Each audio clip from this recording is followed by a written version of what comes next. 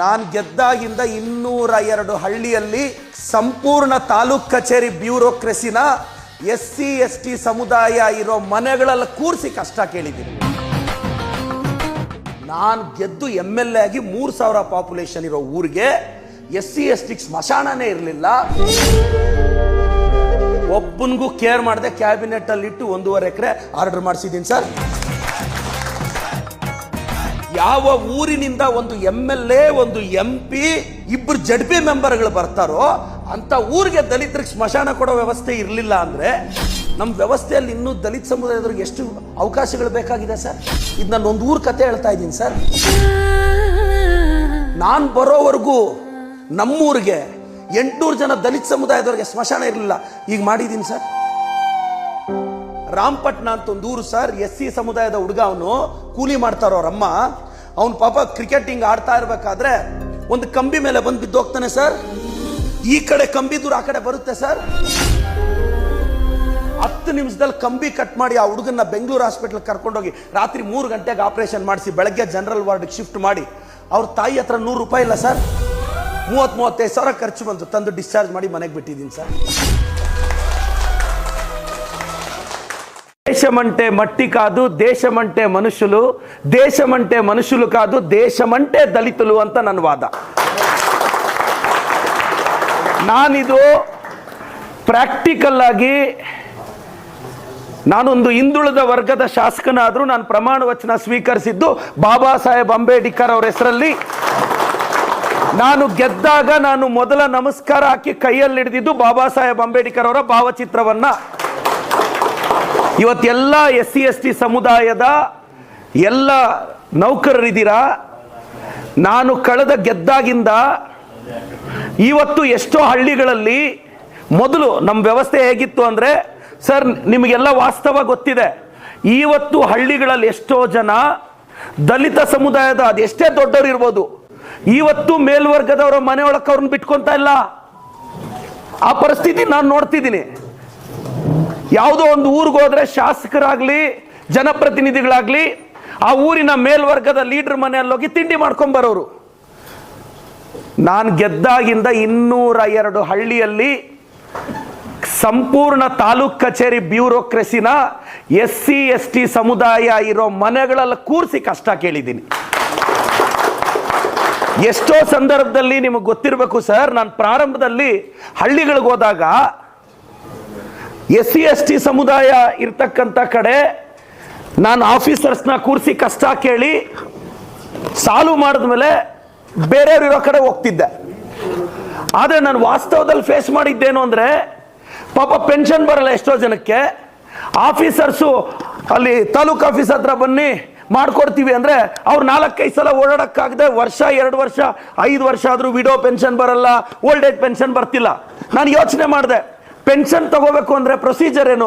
First village accountant ಲಾಗಿನ್ಗೆ ಹೋಗ್ಬೇಕು, ಅದು RI ಲಾಗಿನ್ಗೆ ಹೋಗ್ಬೇಕು, ಕೇಸ್ ವರ್ಕರ್ ಲಾಗಿನ್ಗೆ ಹೋಗ್ಬೇಕು, ಡೆಪ್ಯೂಟಿ ತಹಸೀಲ್ದಾರ್ ಲಾಗಿನ್ಗೆ ಹೋಗ್ಬೇಕು. ಅಂದರೆ ಮಿನಿಮಮ್ 4 ಸಲ ಹೋಗ್ಬೇಕು. ಒಂದು SC ST ಸಮುದಾಯದ ಹೆಣ್ಣುಮಗಳು ಪೆನ್ಷನ್ಗೆ 4 ಸಲ ಹೋಗ್ಬೇಕು. ನಾನು ಯೋಚನೆ ಮಾಡಿದೆ, ತಾಲೂಕ್ ಕಚೇರಿಯಲ್ಲಿರೋ ಎಲ್ಲ ಸಿಸ್ಟಮ್ನ ಎತ್ಕೊಂಡೋಗಿ ದಲಿತ ಸಮುದಾಯ ಇರತಕ್ಕಂಥ ಏರಿಯಾದಲ್ಲಿಟ್ಟು VA ಲಾಗಿನ್ 10 ನಿಮಿಷ, RI ಲಾಗಿನ್ 10 ನಿಮಿಷ, ಕೇಸ್ ವರ್ಕರ್ ಲಾಗಿನ್ 10 ನಿಮಿಷ, ಡೆಪ್ಯೂಟಿ ತಹಸೀಲ್ದಾರ್ ಲಾಗಿನ್ 10 ನಿಮಿಷ.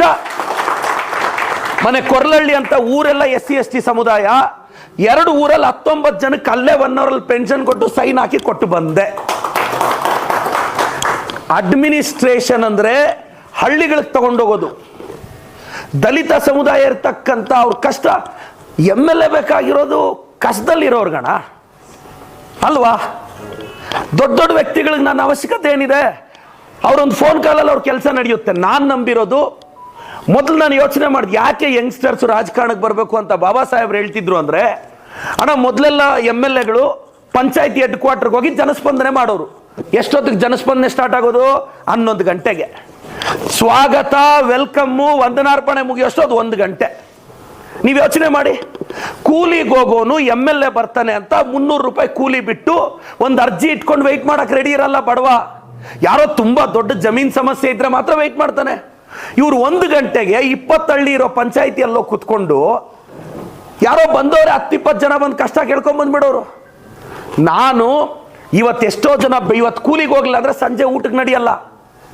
ನಾನೇನು ಮಾಡ್ತೀನಿ, ಬೆಳಗ್ಗೆ 6:30 tahsildar, ADLR, surveyor, sub inspector 34 ಡಿಪಾರ್ಟ್ಮೆಂಟ್ನ ಬೆಳಗ್ಗೆ 6:30 ಹಳ್ಳಿಯಲ್ಲಿ ಚಾಪೆ ಮೇಲೆ ಕೂರಿಸ್ತೀನಿ, ನಾನು ಕುತ್ಕೊಂತೀನಿ. ಯಾಕೆ? 9:30 ಅವ್ರು ಕೆಲ್ಸಕ್ಕೆ ಹೋಗ್ಬೇಕು. ಅಣ್ಣ ಈಗ ನೀವು ಎಂಪ್ಲಾಯ್, ಬೆಳಗ್ಗೆ 7 ಗಂಟೆಗೆ ನಿಮ್ಮ ಏರಿಯಾಗೆ MLA ಬಂದರೆ ನೀವು ಹೋಗಿ ಮಾತಾಡಿ ಕಷ್ಟ ಹೇಳ್ಕೊತೀರಾ. 12 ಗಂಟೆಗೆ MLA ಬಂದರೆ ನೀವು ಲೀವ್ ಹಾಕಿ ಹೋಗೋಕ್ಕಾಗುತ್ತೇನಣ್ಣ? ಪ್ರಾಕ್ಟಿಕಲಿ ಯೋಚನೆ ಮಾಡಿ.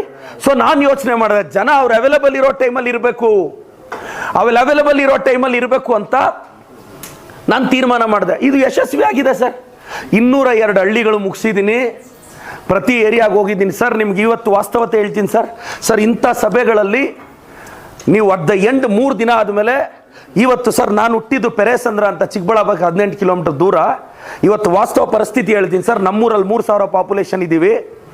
ನಮ್ಮೂರಲ್ಲಿ ಕಳೆದ 20 ವರ್ಷದಿಂದ ದಲಿತ ಸಮುದಾಯದವ್ರು 800 ಜನ ಇದ್ದಾರೆ. ಅವ್ರು ಕೇಳ್ತಾ ಇದ್ದಿದ್ದು ಏನು ಗೊತ್ತು, ನಾನು ಚಿಕ್ಕ ವಯಸ್ಸಿಂದ ಸರ್ ನಮ್ಮೂರಿಗೆ ಸ್ಮಶಾನ ಕೊಡಿ ದಲಿತರಿಗೆ ಅಂತ. ಈ ವ್ಯವಸ್ಥೆಯಲ್ಲಿ ಕಳೆದ 30 ವರ್ಷದಿಂದ 800 ಜನ ಪಾಪ್ಯುಲೇಷನ್ ಇರೋರು ಯಾರಾದರೂ ಸಾವಾದರೆ ನಮ್ಮೂರಲ್ಲಿ ಒಂಕೆ ಪಕ್ಕ ಉಣೋರು ಸರ್. ಜನರಲ್ ಅವರು ಅವ್ರ ಸ್ಮಶಾನಗಳಲ್ಲಿ SC ST ಉಣಕ್ ಬಿಡಲ್ಲ. ಅಕಸ್ಮಾತ್ ಅವರು ಉಣಿದ್ರೆ ಜನರಲ್ ಅವರು ಉಣಲ್ಲ. ದೊಡ್ಡದಾಗಿ KPSC, UPSC, FD, SD ಅಲ್ಲಿ ಏನೇನೋ ಮಾತಾಡ್ತೀವಿ, ಆನ್ಸರ್ಗಳು ಬರೆದು ರ್ಯಾಂಕ್ ಪಾಸ್ ಆಗ್ತೀವಿ. ಆದರೆ ಇವತ್ತು ಸ್ಟಿಗ್ಮಾ ಇದೆ. ನಾನು ಗೆದ್ದ ಮೇಲೆ ಸರ್, ನಾನು ಗೆದ್ದು MLA ಆಗಿ 3,000 ಪಾಪ್ಯುಲೇಷನ್ ಇರೋ ಊರಿಗೆ SC ST ಸ್ಮಶಾನನೇ ಇರಲಿಲ್ಲ. ಗೆದ್ದು ಸಿಟಿಯಲ್ಲಿ ನಮ್ಮೂರಿಗೆ ಜಸ್ಟ್ 200 ಮೀಟರ್ ದೂರದಲ್ಲಿದ್ದೆ. ಪಂಚಾಯತಿಯವರೆಲ್ಲ ವಿರೋಧ, ಇಷ್ಟು ಹತ್ರದಲ್ಲಿ ಕೊಡಬಾರ್ದು ಸ್ಮಶಾನ, 8 ಕಿಲೋಮೀಟರ್ ಆಚೆ ತೋರಿಸಿದ್ರು. ಒಬ್ಬನಿಗೂ ಕೇರ್ ಮಾಡದೆ ಕ್ಯಾಬಿನೆಟಲ್ಲಿ ಇಟ್ಟು 1.5 ಎಕರೆ ಆರ್ಡರ್ ಮಾಡಿಸಿದ್ದೀನಿ ಸರ್. ಇದಾಗ 1.5 ವರ್ಷ ಆಯ್ತು ಸರ್. ಫಾರ್ ಎಕ್ಸಾಂಪಲ್, ಯಾವ ಊರಿನಿಂದ ಒಂದು MLA, ಒಂದು MP, 2 ZP ಮೆಂಬರ್ಗಳು ಬರ್ತಾರೋ ಅಂತ ಊರಿಗೆ ದಲಿತರಿಗೆ ಸ್ಮಶಾನ ಕೊಡೋ ವ್ಯವಸ್ಥೆ ಇರಲಿಲ್ಲ ಅಂದರೆ ನಮ್ಮ ವ್ಯವಸ್ಥೆಯಲ್ಲಿ ಇನ್ನೂ ದಲಿತ ಸಮುದಾಯದವ್ರಿಗೆ ಎಷ್ಟು ಅವಕಾಶಗಳು ಬೇಕಾಗಿದೆ ಸರ್. ಇದು ನಾನು ಒಂದು ಊರ ಕತೆ ಹೇಳ್ತಾ ಇದ್ದೀನಿ ಸರ್. ನಾನು ಜಾಸ್ತಿ ದೂರ ಮಾತಾಡ್ತಿಲ್ಲ. ನಾನು ಬರೋವರೆಗೂ ನಮ್ಮೂರಿಗೆ 800 ಜನ ದಲಿತ ಸಮುದಾಯದವ್ರಿಗೆ ಸ್ಮಶಾನ ಇರಲಿಲ್ಲ. ಈಗ ಮಾಡಿದ್ದೀನಿ ಸರ್. ಪೆರೇಸಂದ್ರ ಸರ್, ನೀವು ಕ್ರಾಸ್ ಚೆಕ್ ಮಾಡ್ಬೋದು. ಯಾಕಿದು ಹೇಳ್ತಾ ಇದ್ದೀನಿ ಅಂದರೆ ಸರ್, ಭಾಷಣಕ್ಕೆ ದಲಿತರ ಮೇಲಿನ ಪ್ರೀತಿ ಸೀಮಿತವಾಗಬಾರದು. ಅದು ಜನಪ್ರತಿನಿಧಿಗಳಾಗಲಿ ಅಧಿಕಾರಿಗಳಾಗಲಿ, ಭಾಷಣಕ್ಕೆ ಸೀಮಿತ ಆಗಬಾರ್ದು. ನನಗೆ SC ST ಸಮುದಾಯದ ಬಗ್ಗೆ ಎಷ್ಟು ಪ್ರೀತಿ ಇದೆ ಅಂದರೆ, ನೀವು ನಂಬ್ತೀರ ಇಲ್ಲೋ, ನನ್ನ ತಾಲೂಕಿಗೆ 10 ಆಂಬ್ಯುಲೆನ್ಸ್ ಕೊಟ್ಟಿದ್ದೀನಿ. ಸರ್ಕಾರ ಕೊಟ್ಟಿಲ್ಲ ಸರ್. 20 ಡ್ರೈವರ್ ನಂದು.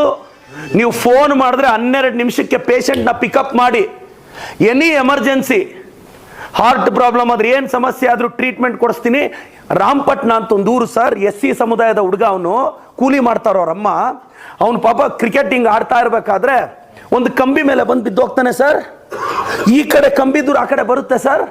10 ನಿಮಿಷದಲ್ಲಿ ಕಂಬಿ ಕಟ್ ಮಾಡಿ ಆ ಹುಡುಗನ್ನ ಬೆಂಗಳೂರು ಹಾಸ್ಪಿಟ್ಲ್ ಕರ್ಕೊಂಡೋಗಿ ರಾತ್ರಿ 3 ಗಂಟೆಗೆ ಆಪರೇಷನ್ ಮಾಡಿಸಿ ಬೆಳಗ್ಗೆ ಜನರಲ್ ವಾರ್ಡ್ಗೆ ಶಿಫ್ಟ್ ಮಾಡಿ, ಅವ್ರ ತಾಯಿ ಹತ್ರ 100 ರೂಪಾಯಿ ಇಲ್ಲ ಸರ್. 30-35 ಸಾವಿರ ಖರ್ಚು ಬಂತು. ತಂದು ಡಿಸ್ಚಾರ್ಜ್ ಮಾಡಿ ಮನೆಗೆ ಬಿಟ್ಟಿದ್ದೀನಿ ಸರ್. ಸರ್, ಇವತ್ತು ನಾನು ಬಿಟ್ಟಿರೋ 10 ಆಂಬ್ಯುಲೆನ್ಸಲ್ಲಿ ಸರ್ಕಾರ ಕೊಟ್ಟಿಲ್ಲ ಸರ್. ಡ್ರೈವರ್ಸ್ ನಂದು. ಡೇ ಶಿಫ್ಟಲ್ಲಿ 10 ಜನ, ನೈಟ್ ಶಿಫ್ಟಲ್ಲಿ 10 ಜನ. ತಿಂಗಳಿಗೆ 15 ಲಕ್ಷ ಖರ್ಚು ಮಾಡ್ತಿದ್ದೀನಿ ಸರ್. ನಾನು MLA ಸ್ಯಾಲ್ರಿ ಫುಲ್ಲು, ನಾನು ಪರಿಶ್ರಮ ನೀಟ್ ಅಕಾಡೆಮಿ MD ಆಗಿ ಸಂಪಾದಿಸೋ ಸ್ಯಾಲ್ರಿ ಫುಲ್ಲು ಆಂಬ್ಯುಲೆನ್ಸ್ಗೆ ಇಡ್ತಿದ್ದೀನಿ. ವರ್ಷಕ್ಕೆ 1.5 ಇಂದ 2 ಕೋಟಿ ಅಮ್ಮ ಆಂಬ್ಯುಲೆನ್ಸ್ ಖರ್ಚು ಮಾಡ್ತಿದ್ದೀನಿ. ನಿಮಗೆ ಗೊತ್ತಿರ್ಬೇಕು ಸರ್, 4,000 ರಿಂದ 5,000 ಜನ ಅಮ್ಮ ಆಂಬ್ಯುಲೆನ್ಸ್ ಸರ್ವಿಸ್ ತಗೊಂಡಿರೋದು SC ST ಸಮುದಾಯದವರೇ. LKG ಮಕ್ಕಳು, 1ನೇ ಕ್ಲಾಸ್ ಮಕ್ಕಳು, 2ನೇ ಕ್ಲಾಸ್ ಮಕ್ಕಳು MLA ಓಟ್ ಹಾಕ್ತಾರ ಸರ್? ಹಾಕಲ್ಲ ತಾನೆ? ಆದರೆ 20,000 ಮಕ್ಕಳಿಗೆ, ಅದರಲ್ಲಿ 12,500 ಜನ SC ST ಮಕ್ಕಳಿಗೆ ಪ್ರತಿ ಗಣೇಶನ ಹಬ್ಬಕ್ಕೆ ಜೀನ್ಸ್ ಪ್ಯಾಂಟು, ಶರ್ಟು, ಕಲರ್ ಬಟ್ಟೆ ಹೊಲಿಸ್ತೀನಿ ಸರ್. 2 ವರ್ಷ ಹೊಲಿಸಿದ್ದೀನಿ ಸರ್. ಈಗ 3ನೇ ವರ್ಷ ಸಂಕ್ರಾಂತಿಗೆ ಕೊಡ್ತಾ ಇದ್ದೀನಿ. 2 ವರ್ಷ ಕೊಟ್ಟಿದ್ದೀನಿ. ಇದು ಯಾಕೆ ನಾನು ಹೇಳ್ತಿದ್ದೀನಿ ಅಂದರೆ ಸರ್, ನಾನೇನು ಕೋಟ್ಯಾಧೀಶ್ವರ ಅಲ್ಲ ಸರ್. ನಾನು ತಂದೆ ತಾಯಿ ಇಲ್ದೇ ಇರೋ ಹುಡುಗ. ನಾನೊಬ್ಬ ಅನಾಥ ಹುಡುಗ. ನಾನು ಚಾಕ್ ಪೀಸ್ ಹಿಡಿದ್ರೆ ಸಾಕು, ಸಂಪಾದಿಸೋ ತಾಕತ್ತಿದೆ. ನನಗೆ ಪೆನ್ ಬೇಕಾಗಿಲ್ಲ ಸರ್ ದುಡ್ಡು ಸಂಪಾದಿಸೋಕ್ಕೆ, ಚಾಕ್ ಪೀಸ್ ಸಾಕು ನನಗೆ. ನಾನು ಹಿಂಗೆ ಪಾಠ ಮಾಡ್ತೀನಿ ನೀಟಿ ಹುಡುಗರಿಗೆ. ನಾನು ಕಷ್ಟಪಟ್ಟು ದುಡ್ದಿದ್ದು ಬಡವ್ರ ಕಷ್ಟ.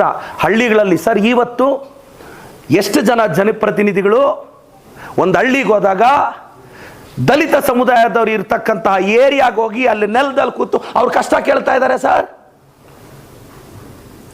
ನಾನು ಕೇಳಿದ್ದೀನಿ ಸರ್. ಲಾಸ್ಟ್ 2.5 ವರ್ಷದಿಂದ ಇದೆ ಸರ್ ಮಾಡಿರೋದು ನಾನು.